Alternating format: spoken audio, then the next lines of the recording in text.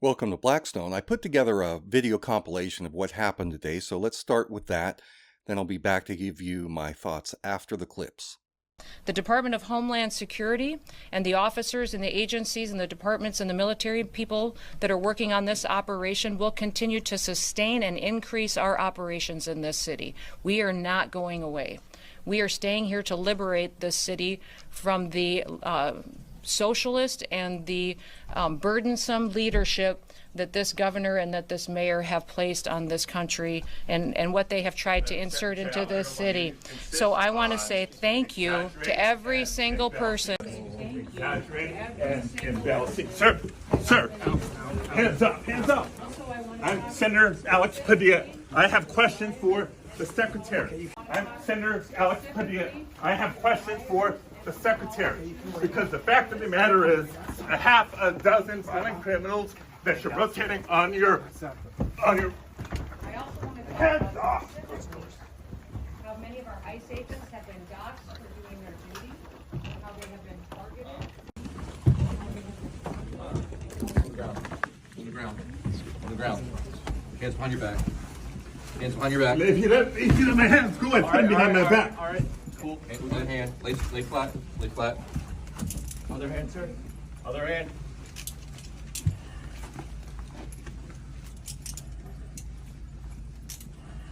There's no recording allowed out here. I did not know. There's no recording allowed out here per FBI, right?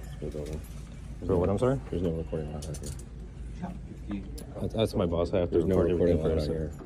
You can record. There's no recording allowed out here. I'm not a member There's of no press. recording allowed. I understand that, sir.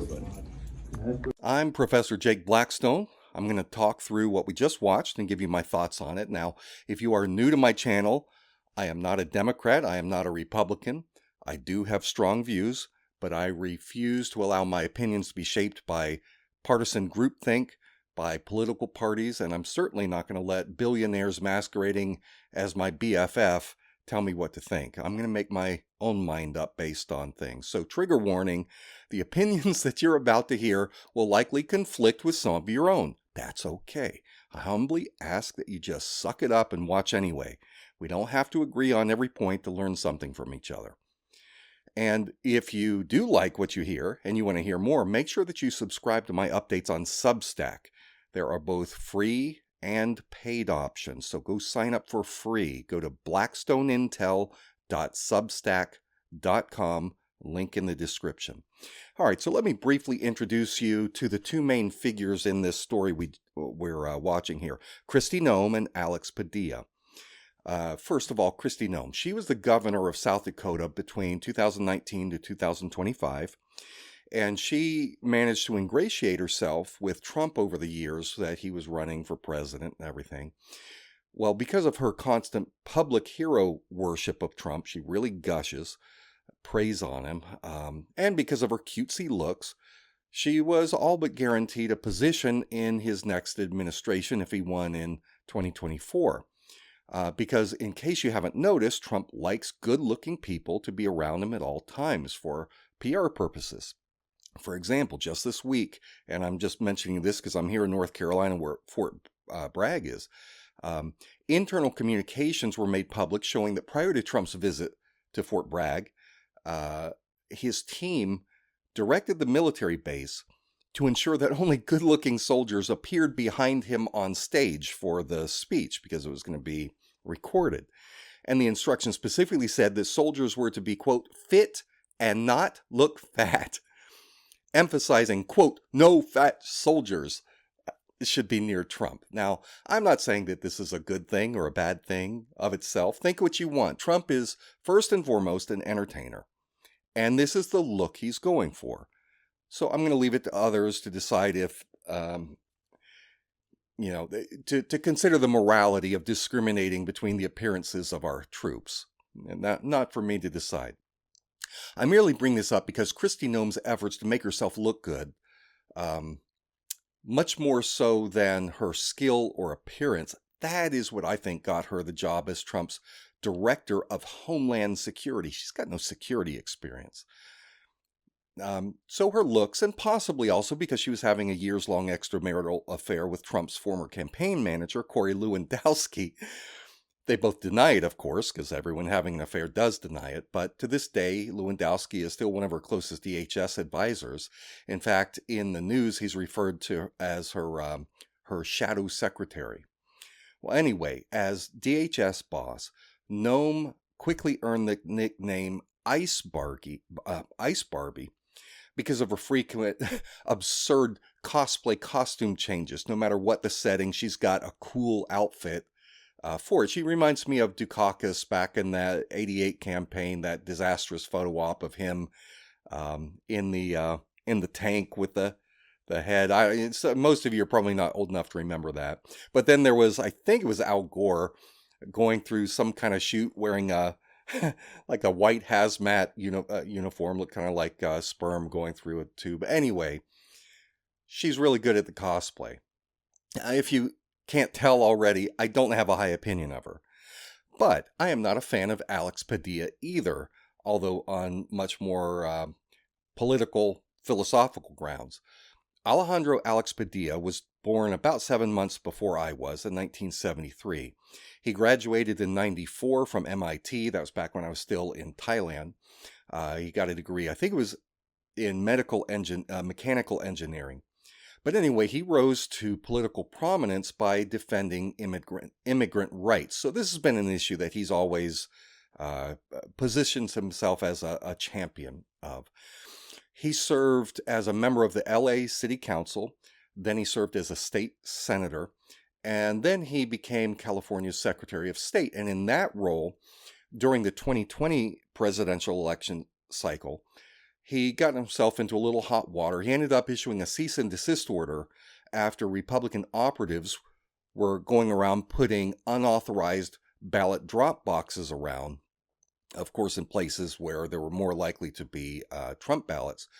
But anyway, what got him in trouble is that to combat this GOP chicanery, what he did was he gave a $35 million no-bid state contract to a Democrat-aligned firm called Vote Safe California to run an ad campaign about voting procedural issues and ballot integrity and stuff like that. But because of the no-bid contract, his action triggered an ethics review.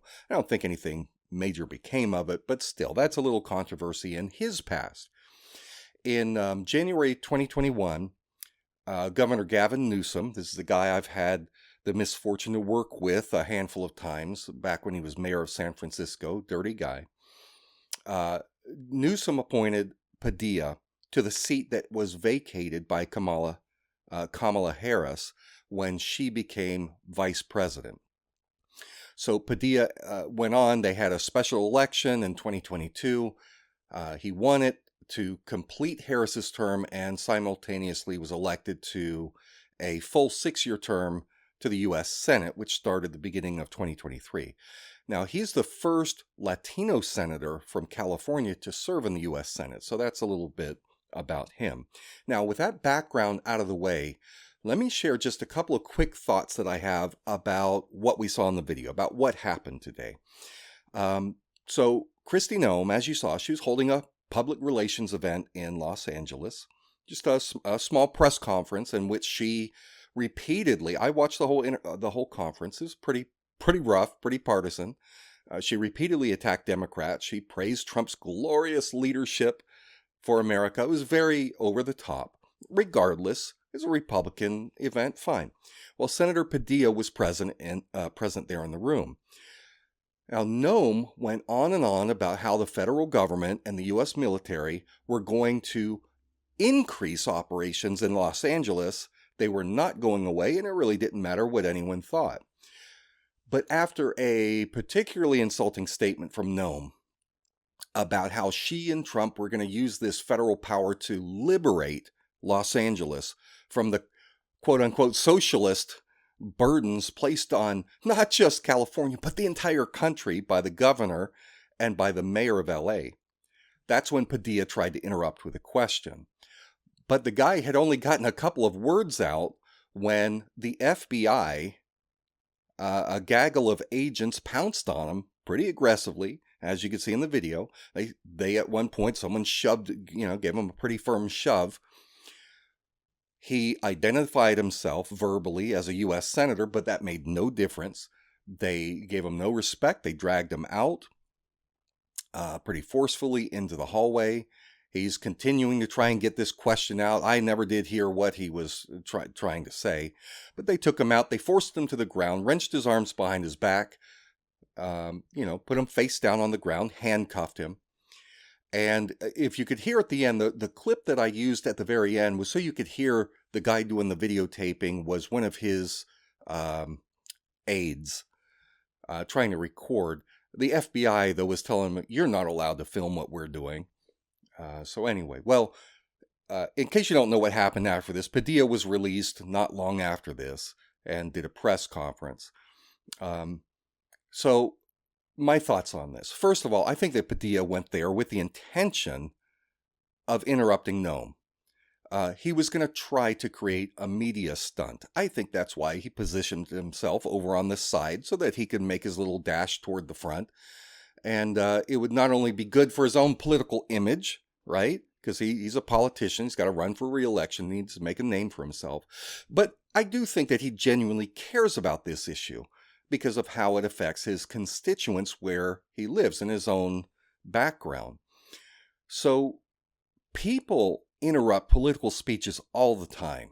It happens every single day somewhere in the United States.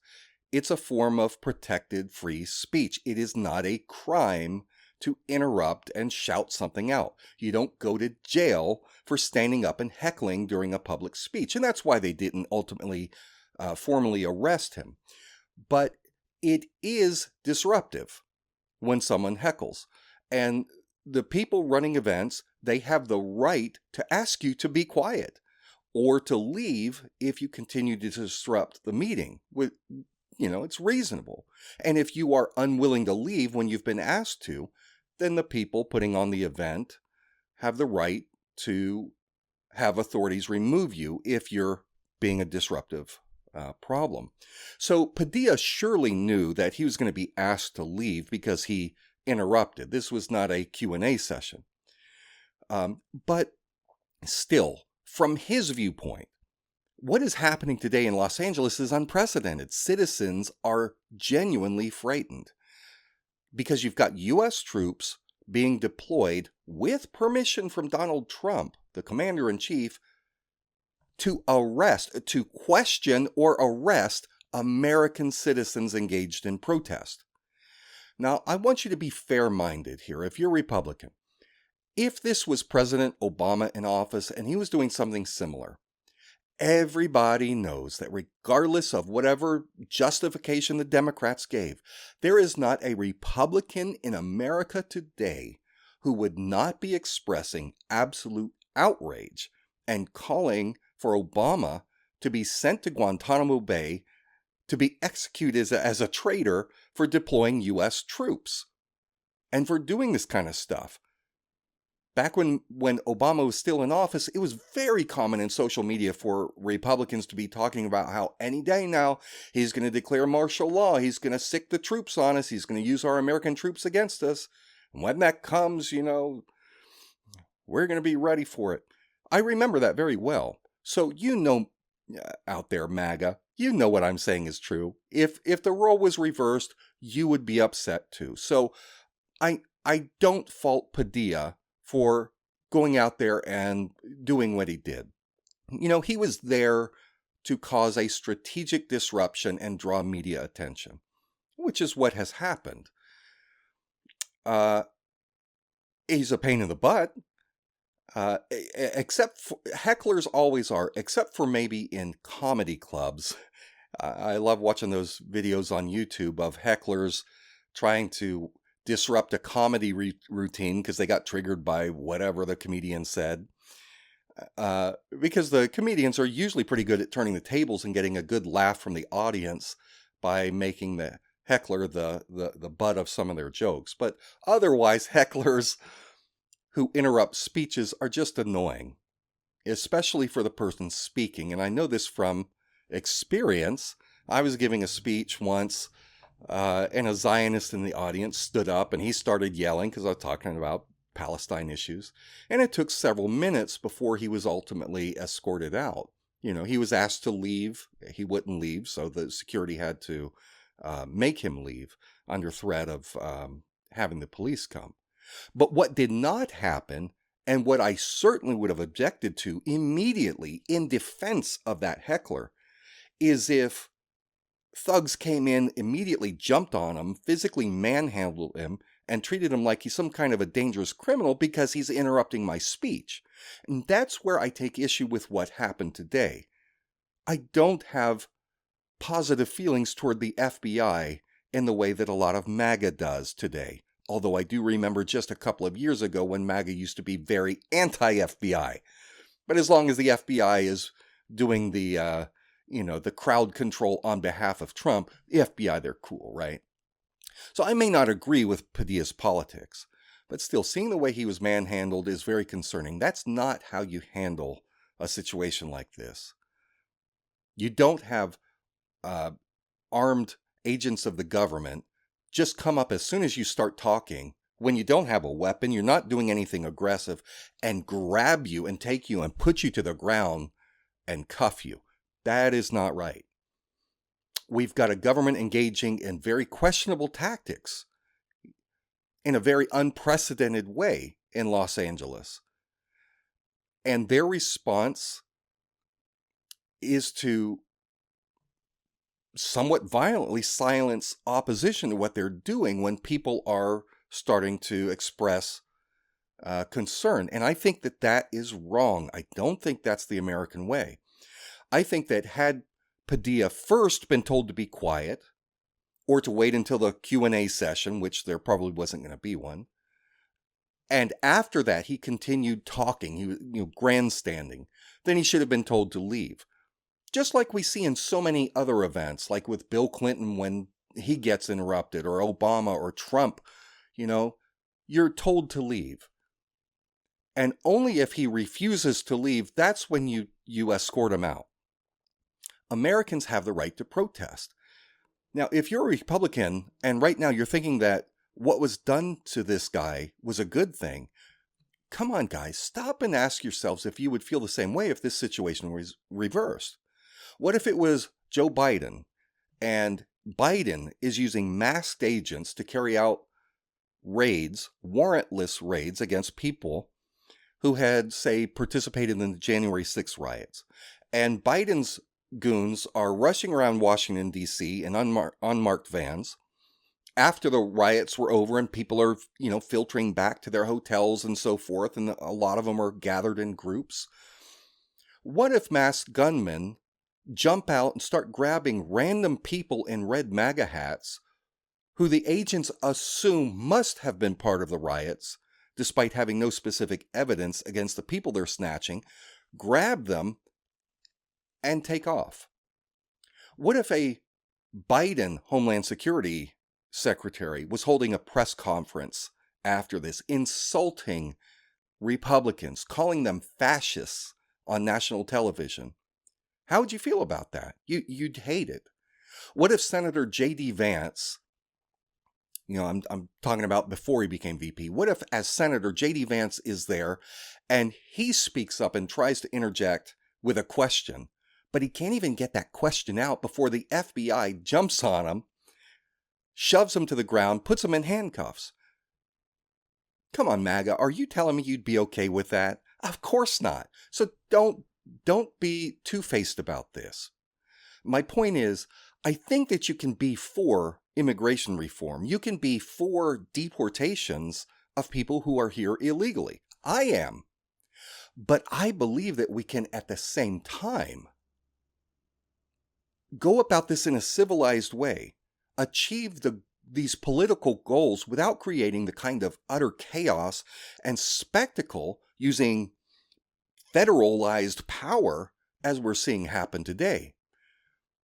A lot of what's happening is scary. Did you know that Noem's Department of Homeland Security has been flying military-grade armed Predator drones in the skies over LA this week, over the protesters, circling over gatherings of American citizens engaging in protest. And I'm not talking about those criminal thugs that are out there, the pictures of them burning cars. I'm not talking about those people. I'm talking about flying drones over crowds of law-abiding American protesters waving signs, shouting whatever goofy slogans in protest of these immigration raids. That's frightening. And MAGA, if this was Obama or Biden and they were flying a Predator drone over crowds of you protesting, you'd feel outraged too. So I think we can achieve the goal of dealing with this immigration problem without fracturing society in the process. Think about our founding fathers. These were men who had very differing viewpoints on all kinds of issues, but they put the collective good of the people first, and they worked together in solidarity despite these ideological differences so that they could create from these collaborations and concessions a system that could work for everyone as best as possible. Folks, tearing America apart at the seams is the heart and soul of the agenda of men like George Soros, the guy who trained the current U.S. Secretary of the Treasury, Scott Bessent. Tearing America apart is what globalists want. They want to divide and conquer America. They want us to hate each other.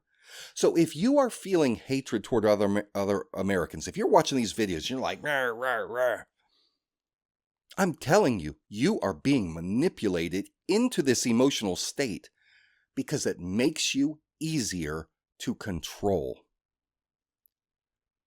I absolutely believe in enforcement of immigration law, but I believe that much of what we're seeing today is not really about protecting our borders. I think it's about showmanship, about political theater to distract the masses, creating a kind of world wrestling entertainment environment. The truth is, Donald Trump doesn't even share the extremist views of a lot of the MAGA base that he's manipulating. Remember, his signature campaign promise in the 2016 election was what? You know what it was. He was going to make Mexico pay for a 1,861-mile-long border wall so that he could stop illegal immigrants from crossing the border.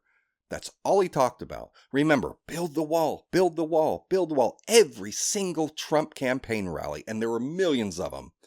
That's what the crowd would shout, build the wall. It was the most frequently repeated phrase by Trump supporters in social media that year. And Trump used that to generate from this energy of the people who felt strongly about this, the drive needed to propel him into the White House. But what happened after he got in to office, he kind of forgot about it. And over time, so did his supporters, because it's easier to kind of forget about it than say, hey, wait a second, this guy that we love and support, he's not doing what he said he was going to do. Everybody suddenly started acting like the wall, wasn't so important to protect our border. Did you know that until the time that Trump left office, only 69 miles of new border wall, that slatted, not even real wall, it was that slatted bollard panel stuff, only 69 miles of new wall beyond was completed beyond what already existed before he took office. Most MAGA supporters seem to think he built the wall. Folks, it never got built, and his own administration confirms this. I'll put a link in the show notes so you can see this. A link to the report by the U.S. GAO, the Government Accountability Office, and also the Congressional Budget Office. This report is the single most reliable and accurate government report out there on the border wall. And it clearly states only 69 miles of new wall was fully completed out of that promised 1,800 miles. Most of what was worked on during the Trump administration was just rebuilding sections of the border wall that had already been built by Obama. It wasn't new wall. Now, since Trump left office, under the Biden administration, there were another 20 miles constructed, but that's it.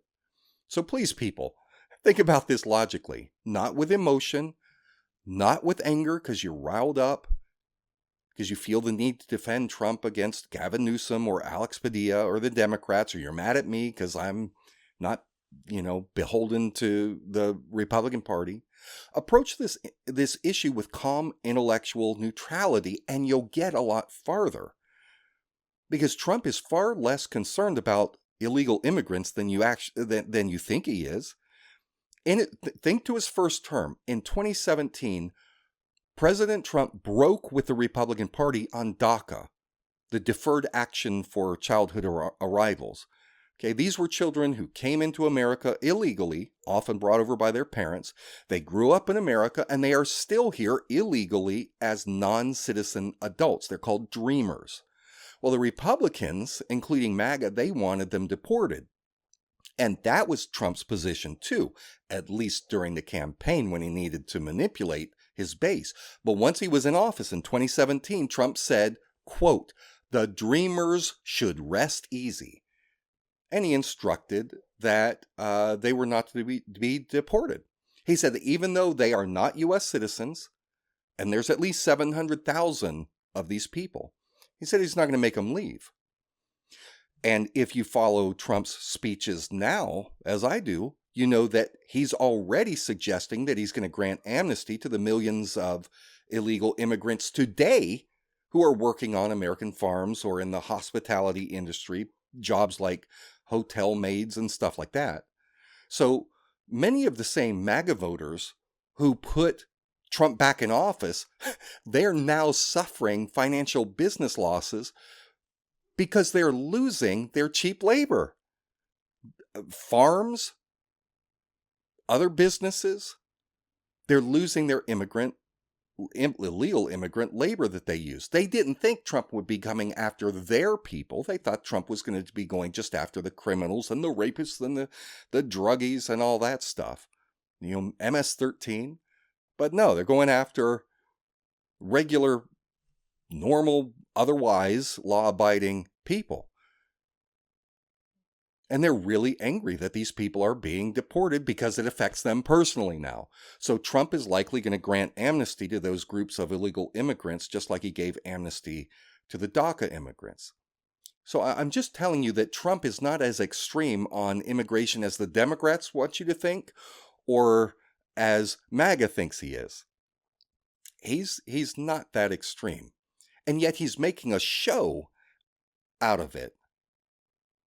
This is political theater. He's sending out masked gunmen. They pull up to Home Depots where there are groups of men out there. They grab random Hispanic-looking people off the street, despite the fact that they don't know if these people are actually here legally or not. They could be U.S. citizens. They could be illegal immigrants waiting for day labor jobs. That's the problem. So why is he doing this? Why all of this spectacle if he's the kind of guy who's giving amnesty to these or these groups of illegals? Why is this fracturing the country? Why is he turning Americans against each other, making us break off into factions and ideological camps? Look at the two main sides. You've got one side, which is pointing the finger at those dastardly socialist Democrats. They say that the Democrats just want illegals here. They just want criminals here for votes.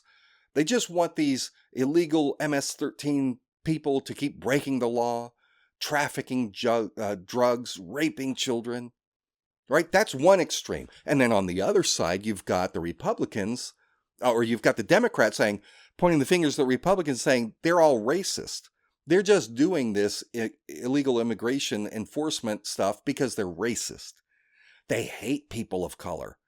They're embracing fascism. They're just monsters. My friends, how can we survive as a country if this is how we are made to think about each other?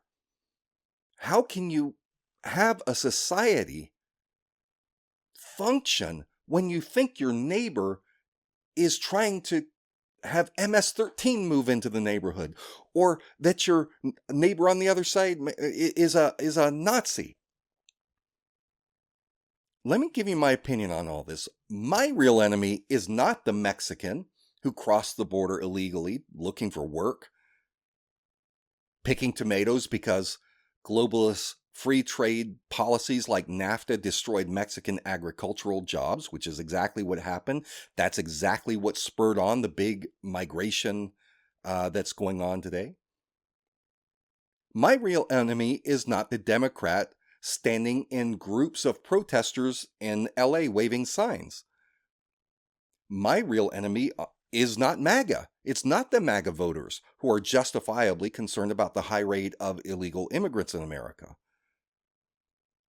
The MAGA people who are concerned about the obstinance of Democrats who refuse to help Republicans solve this very real problem. No, these are not my enemies. My enemies are the people trying to make the two sides of the argument hate each other.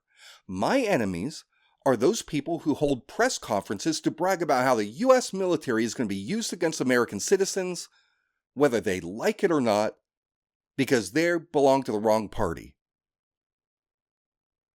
And because their leaders are evil socialist Democrats. That kind of divisive rhetoric is far more dangerous to me and to my country than a couple of Mexicans out there doing work to feed their families. I believe that we can work together to resolve the problem of illegal immigration, and it is a very real and serious problem. But I will not allow my mind to be hijacked and brainwashed by the inflammatory rhetoric coming from Trump and his lackeys, or from the mockingbird outlets like Fox News that regurgitate Stephen Miller's Goebbels-esque talking points. So MAGA, I want you to link arms with me. Democrats, I want you to link arms with me here in the middle. Let's work together as allies for the good of our country without letting the elite billionaire class turn us into enemies. Is that too much to ask? We're all Americans. Let's act like it. And that's my message for you today. For Blackstone Intelligence, I'm Professor Blackstone. If you enjoyed today's show, please consider becoming a supporter at patreon.com/BlackstoneIntel. For $1 or more per month, you'll get access to transcripts from this show and other shows as I put them out. You can also subscribe as a free supporter, though. I'd love to have you on there, whether you pay or not. I want to have as many of you connected to me as possible. So go to patreon.com/BlackstoneIntel.